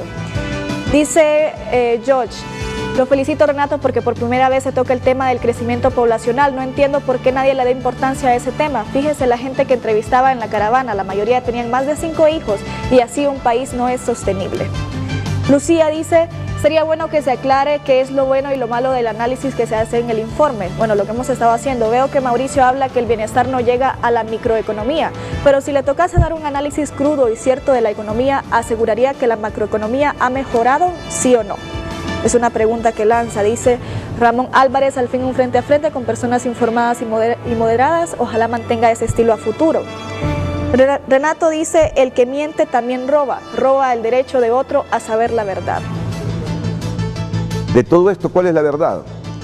En eso estamos, contrastando con altura sin descalificar a nadie. Y miren, vamos a ver. Aquí se coincide que en efecto Honduras ha tenido un crecimiento económico mejor que el resto de muchos países de América Latina, pero que el crecimiento poblacional chupa ese crecimiento económico. Y además que ese crecimiento económico se concentra en el sector financiero, en las telecomunicaciones y en la energía, que generan pocos empleos. Miren, aquí se coincide en mucho de lo que dijo la señora Ibarra y se complementa. Se difiere de ella en la inversión pública. Bueno, al final no llamó nadie del gobierno para decirnos el porcentaje de inversión pública en el que discrepan los economistas aquí. La señora Ibarra dijo que era impresionante que pese al ajuste fiscal se mantenía la inversión pública y además el gasto social. Habló de que la deuda externa es sostenible. ¿Qué porcentaje sobre el PIB tenemos de deuda externa ya, Mauricio? Varía mucho, entre 43 y 47% oficialmente, ¿verdad? ¿Y no debe pasar de cuánto? Bueno, cuando uno empezaba a estudiar esto no debía pasar de 20, pero cada vez va aumentando. Así como vamos puede llegar a 70. Yo quisiera interrumpir y terciar en esto, porque me parece que es muy importante dejarlo bien claro, Renato. Mira, se habla mucho y a mí me extraña que colegas, sobre todo gente como Alicia, por ejemplo, todavía estén hablando, midiendo el peso de la deuda externa con respecto al PIB. Es un concepto totalmente erróneo porque la deuda externa es un stock. Es un ¿cómo se dice? Un flujo. ¿Un monto total? Es un monto total y el PIB es un flujo, entonces no podemos hacer esa comparación. Lo que sí vale la pena decir es cuánto de nuestro presupuesto destinamos, y eso ya lo dijo Mauricio, cuánto de nuestro presupuesto destinamos al pago del servicio de deuda. Eso es lo que te visibiliza cuál es el peso que tiene para vos en términos de mejora en la calidad de vida de la gente. Como bien decía Mauricio, hace digamos, en los años 80, el país destinaba únicamente el 20-25% de su presupuesto para pagar el servicio de la deuda, y en este momento ya estamos arriba del 30%. Cuando nos condonaron la deuda, Renato, fue porque destinamos el 65% de nuestro presupuesto para pagar el servicio de la deuda, entonces no nos quedaba nada para educación y para salud. Eso es exactamente como cuando a usted el pago mínimo de su tarjeta de crédito le come prácticamente todo su sueldo, ¿verdad? Y esas son las cosas que duelen. Por ejemplo, Mauricio, ¿de cuántos miles de millones de dólares fue la condonación? Entre 2.700 a 3.200, que es otra contabilidad pendiente. Ok.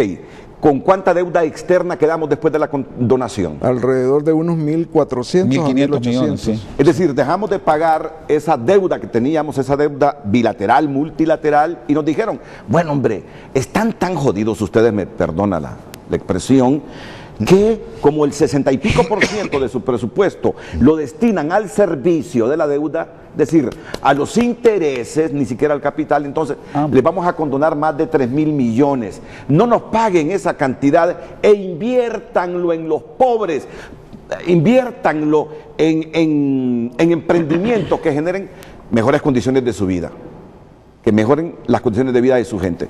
Y la verdad que hoy nos seguimos preguntando, ¿en qué invertimos esa plata de la condonación? ¿Sabes qué fue lo que pasó? Redujo la pobreza, la condonación. Esas cosas sí duele. Y otra cosa que duele, saber que quedamos en 1.500 millones de dólares y que en un poquito más de una década nos ensartamos en 11.000, 12.000, 13.000 millones de dólares. Y uno dice, bueno, pero ¿y esto cómo ha incidido en la reducción de la pobreza? Esas son las cosas que uno... Ahora, no solo se trata de endeudarse. Todos los países se endeudan. Y además no es malo se trata de que si se endeuda, eso se refleje en un mejoramiento de la productividad, en un crecimiento de la economía y en un mejoramiento del bienestar de las personas. Porque si no, se endeudó para nada. Y ese ha sido el gran tema del país, que nos endeudamos y no vemos que la respuesta de la economía justifique todo ese alto nivel de endeudamiento. Ok, exenciones fiscales. Don Mauricio Díaz Burdet. Por varios años se ha venido insistiendo, con sobrada razón, que hay una cantidad de exoneraciones fiscales muy grande, es decir, que hay sectores que no pagan todos los impuestos o que tienen beneficios, en algunos casos vitalicios, es decir, para toda la vida. Han habido algunos ajustes, han habido algunas reformas y hay algunos datos. El año pasado la Secretaría de Finanzas hablaba de que el monto total de exoneraciones eran unos 37 mil millones de lempiras. En una investigación que estuvimos hace algunos años con los compañeros aquí presentes, se estimaba más o menos en unos 26 mil millones. Sí. Y con toda franqueza, ahora se habla de 7%, que pueden ser 42 mil millones. En el caso del FOSDE estamos calculando que incluso puede ser superior, pero aquí hay que tener los siguientes cuidados. Es absolutamente cierto que Honduras no puede continuar exonerando como lo ha venido haciendo. Tiene que haber planificación. Y planificación sobre la exoneración significa que solamente un monto al año, el que puede realmente el país, es lo que debe exonerar. Es el perdón de impuestos que debe de haber a aquellos que van a generar empleo, aquellos que van a generar suficiente inversión, aquellos que van a generar bienestar en el país y actividad económica. Es decir, no a cualquiera que llega y que en el Congreso Nacional, como ocurre recurrentemente, se le aprueban exoneraciones que de repente sirven para otras cosas. Pero hay otro punto que creemos que es importante. Si se va a abordar ese tema, no se puede abordar quitando la exoneración de un solo.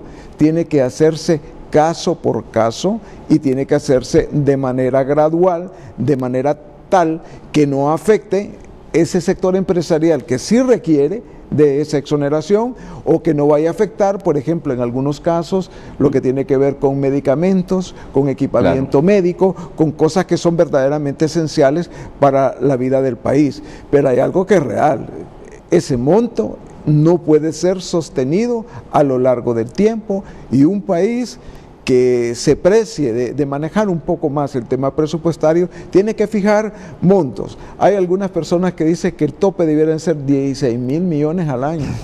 Hay otras que hablan un poco más. De todas formas, ese es un cálculo científico. Y aquí creo que yo tengo una necesidad de expresar lo siguiente.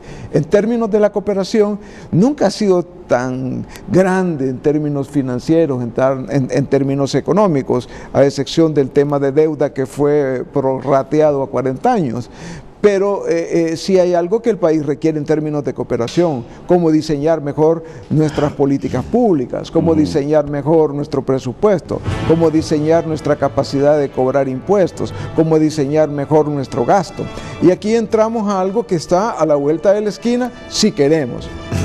Aunque las exoneraciones son una brasa caliente, hirviente, pero hay también del otro lado la posibilidad y la necesidad de que el país tenga un programa de inversión público complementario a un programa de inversión privada. Sin eso va a ser muy difícil generar empleo, va a ser muy difícil tomar deuda externa o deuda interna que realmente sea positiva para el país. Y por otro lado, hay un frente que no hemos expuesto de manera contundente que es vital para el país: los migrantes. No solamente en términos de que representan más de 5 mil millones de dólares para este año, que es muchísimo dinero. No hay un solo producto de exportación que se acerque. Hay que sumar varios rubros de exportación para que llegue cerca y ni siquiera se le puede equiparar. Pero lo concreto es que ahí hay algo que atender. Esa población que es ya de más de 1 millón, requiere también un tratamiento y un posicionamiento para su incorporación al desarrollo del país.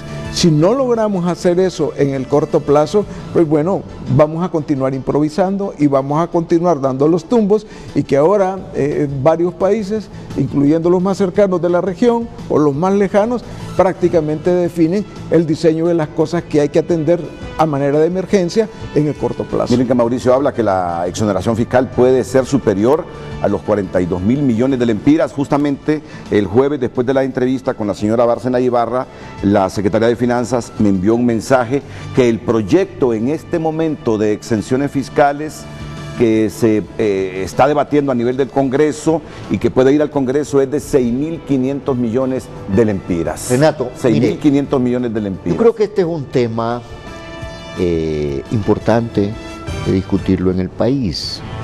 Sin embargo, siento que incluso desde la administración Lobo, el tema se enfocó de manera inadecuada y se creó tal nivel de desasosiego que con otro tipo de fines. Ahora bien, yo trabajo en un sector que está exonerado, es la industria textil maquiladora, la maquila como se conoce. Las exoneraciones a la maquila representan alrededor de menos de 4.000 millones de lempiras, porque hay que también hacer los números correctos, qué es y qué no es exoneración. O sea, la industria, por ejemplo, cuando importa no paga el impuesto sobre ventas, pero eso porque no entra al mercado nacional. Entonces eso no va en la cuenta. Lo que sí es relevante como exoneración en el caso de la industria textil maquiladora es la exoneración al impuesto sobre renta. Es correcto. El tema es que, nos guste o no, en el mundo, en América Latina, se utilizó este mecanismo de exoneración de impuestos para atraer inversiones. Todos los países siguen dando para atraer inversiones. El tema es que si venimos en Honduras y de manera ingenua quitamos esas exoneraciones y el resto no las quitan, eso es un incentivo para que la inversión se vaya para aquellos países. No, pero aquí estamos claros.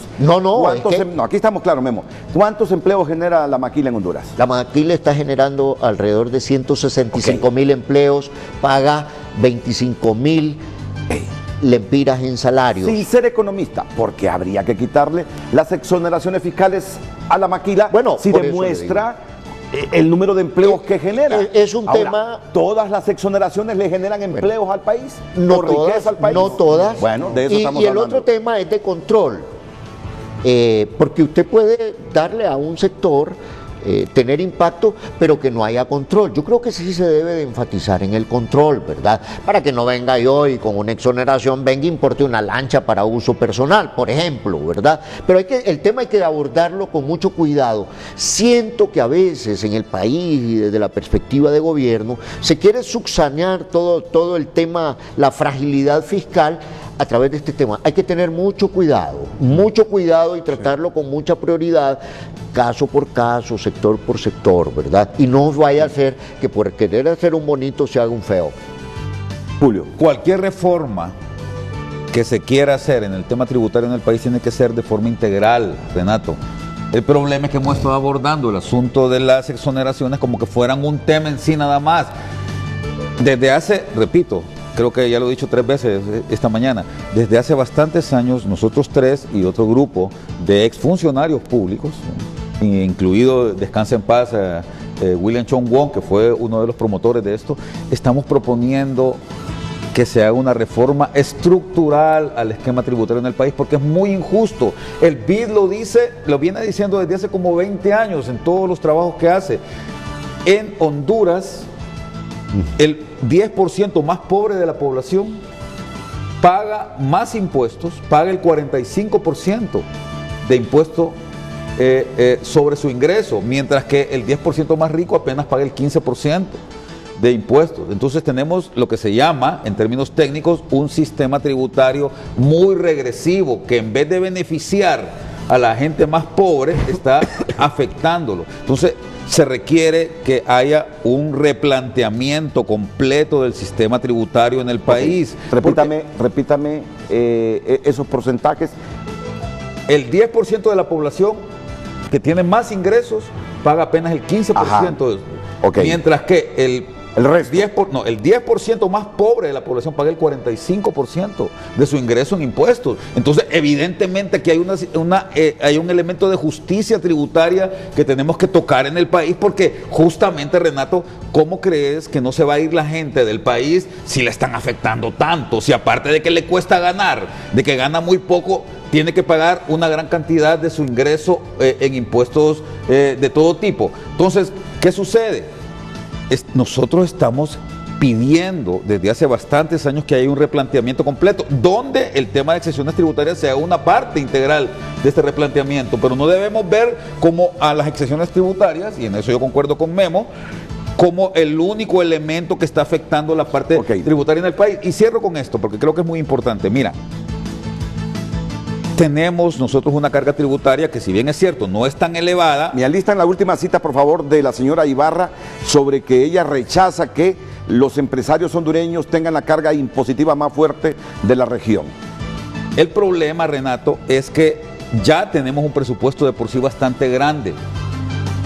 Entonces, hacer un replanteamiento completo de la parte tributaria implicaría definir elementos que permitan instrumentalizar adecuadamente los impuestos en el país, porque si seguimos únicamente sacando impuestos a la gente, lo que estamos haciendo es como cuando tenés un pastel y la gran cantidad de pastel se le está agarrando una sola persona, que en este caso es el gobierno, que no lo está utilizando bien, porque yo también quiero hacer hincapié en algo que dijo Mauricio hace un rato. El problema es, y lo dijo también Memo, el problema es que los servicios de salud, vámonos a lo básico, salud, educación y ponerle carreteras, no se han estado gastando de manera adecuada. La gente no siente que le están atendiendo bien en las escuelas, ni que le están atendiendo bien en los hospitales. Entonces, de nada sirve que tengamos una carga tributaria y un gasto fiscal que equivale casi a la mitad del Producto Interno Bruto, o sea que el gobierno no está comiendo prácticamente todo el ingreso, y los servicios que está prestando son de muy mala calidad. Entonces hay que hacer un replanteamiento completo, integral, hay que sentarse a trabajar en ese tema de manera seria,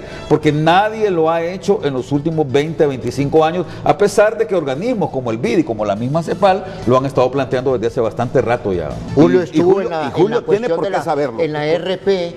Y entonces en aquel momento ya la estrategia para la reducción de la pobreza.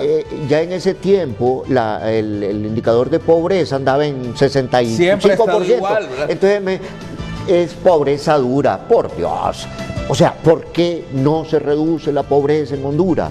Y hay que entrarle a ese tema, pero eso hay que expresarlo en una verdadera revisión del presupuesto. Es correcto. Que mejore la calidad del gasto, porque si no vamos a estar gastando pólvora en sopilote. Y yo quiero decir un elemento que es muy importante. Miren, nosotros desde la parte técnica, y ahí yo quiero salvar mucho a mis colegas del gobierno que trabajan en la parte técnica, los de finanzas, los del Banco Central y los de ahora, lo que ahora se llama la Secretaría de Coordinación General de Gobierno. Hay un equipo técnico de primer nivel ahí, Renato, que hace las propuestas. Aquí estuvo Efraín Corea el otro día. Sí. Estuvo Magdalena García, es de las 2 o 3 economistas mejores de Honduras. De nada sirve que ellos te hagan los planteamientos adecuados si no hay voluntad política arriba para hacer los cambios. ¿Por qué? Porque al final quien decide acá pareciera que no fueran las autoridades del gobierno. Y eso lo vi yo. Yo trabajé 25 años en el gobierno, desde 1989 hasta el año 2014. Y mira, pareciera, la impresión que a mí me daba como técnico del gobierno era que de nada servía que vos le fueras al ministro o al viceministro con un planteamiento adecuado, coherente sobre cómo hacer las verdaderas reformas para que el país funcionara bien, si a la hora de la hora todo lo engavetaban y todo se quedaba. Entonces de nada te sirve que pagues una planta de técnicos de primer nivel, bien formados, si no le paran bola, si nadie hace caso de lo que dicen, porque pareciera que las decisiones aquí las toma otra persona que no son los ministros ni el presidente de la República. Por eso hablar de calidad de gasto público implica otra variable que no fue mencionada: el combate a la corrupción. Es correcto. Porque estamos hablando de un tema que realmente succiona una gran cantidad de recursos, y por eso una insistencia popular que la MAXI debe continuar, que la UFESIC debe continuar y que debe de ser fortalecida. Sin estas herramientas estamos hablando otra vez sobre puntos que de repente no van a ser asideros fundamentales. Totalmente de acuerdo, por eso no va a mejorar la calidad del gasto mientras no se enfrente con decisión el tema de la corrupción. La última cita de la señora Bárcena Ibarra. Según la información de ustedes, porque este es el argumento de los empresarios, según la información de ustedes, el país no se vuelve competitivo en la región porque es donde más impuestos se pagan. No, de ninguna manera no. Aquí la tasa tributaria de Honduras es alrededor del 20%. Es una tasa alta, si la comparamos con la de Guatemala, que es 10%, ¿verdad?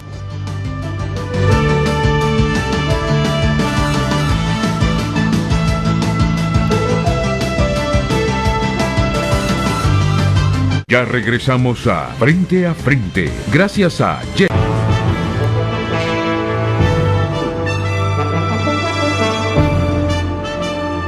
Bueno, lastimosamente ya la Secretaría de Finanzas nos llama cuando estamos terminando el programa, pero es la Secretaría de Finanzas y solo le vamos a pedir, Rocío, a brevedad porque ya estamos montados sobre otro programa. Y es amiga además. Y además es amiga, sí, dice Julio. No, y es amiga aquí de Mauricio, es amiga de Memo Matamoros, de todos, así es. Adelante, Rocío. No, de todos, muchísimas gracias. Voy a ser breve, pero estaba en una fisioterapia y entonces hasta ahorita voy saliendo, pero sí estaba escuchando. Primero, quisiera decir sobre el tema de las exoneraciones, que en el anteproyecto de presupuesto de este año, para el presupuesto 2020, yo pues después de un ejercicio que incluso vamos a dialogar por supuesto con los actores, voy a incluir una propuesta de ley orientada a reducir el gasto tributario entre un 0.8 del PIB o un punto del PIB. Porque miren, y aquí no me van a decir, yo sé que esto lo estamos, miren, esto va a ser bajo un criterio de justicia tributaria y bajo un criterio de competitividad, ¿verdad? Pero miren, aquí hay sectores que han estado décadas exonerados de todo, ¿verdad? De insumos y de impuestos sobre renta incluso. Entonces yo creo que se puede ir haciendo una cosa progresiva, como decía Mauricio, ir haciendo a lo mejor un pago de renta diferenciado, pero empezar pues a retribuir un poco pues al presupuesto nacional en ese sentido. Sí, las exoneraciones sí tienen que ver con una estructura tributaria de desigualdad, ¿verdad? Nosotros compartimos el criterio que hay que revisar esa estructura tributaria, tanto la ministra de la SAR como yo lo hemos planteado ya en el Gabinete Económico. Sin embargo, el tema de la desigualdad no pasa solo por un tema de la estructura tributaria, es un tema más amplio que no hay tiempo ahora pues de desarrollar. Nosotros hemos planteado y hemos aceptado la propuesta de hacer el pacto fiscal que el grupo nos proponía, pero en los momentos que lo hemos propuesto han dicho que nunca es momento. Entonces yo les pregunto ahí, Julito, y también a Mauricio, ¿cuándo es tiempo? Nosotros seguimos abiertos, ¿verdad?, al tema de que estos temas tienen que llevarse a un escenario de participación grande. Y finalmente tengo más, pero yo sé que ya no hay tiempo porque tengo muchos comentarios que lastimosamente ya no me da tiempo. El tema del empleo, el tema de la pobreza, no olvidemos que el empleo quien tiene que generarlo fundamentalmente el sector privado y nosotros el gobierno generar las condiciones. Y ya hay 4 opiniones internacionales, Standard & Poor's, la última, Moody's, el fondo y también la CEPAL, que coinciden en temas de que todavía nosotros nos movemos en un tema de sostenibilidad de deuda, que estamos protegiendo la inversión a pesar y el gasto social a pesar de las reformas que hemos hecho. Es más, el último informe de Standard & Poor's menciona que estamos avanzando en una consolidación fiscal que está siendo incluso resiliente a los choques externos. No está todo hecho, para nada, hay que hacer muchísimo, pero lo único que yo puedo decir que parte de lo que estamos haciendo es parte de la ruta correcta que hay que mantener, pero hay que seguir trabajando y juntos. Muchas gracias. La ministra de Finanzas, Rocío Tábora, estaba invitada al programa junto a Wilfredo hace rato, pero bueno, tenían agenda. Vamos a la última pausa.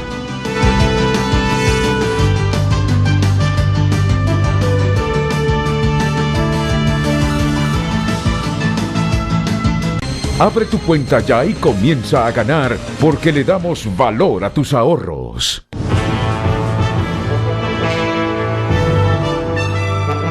Nos despedimos con un mensaje solidario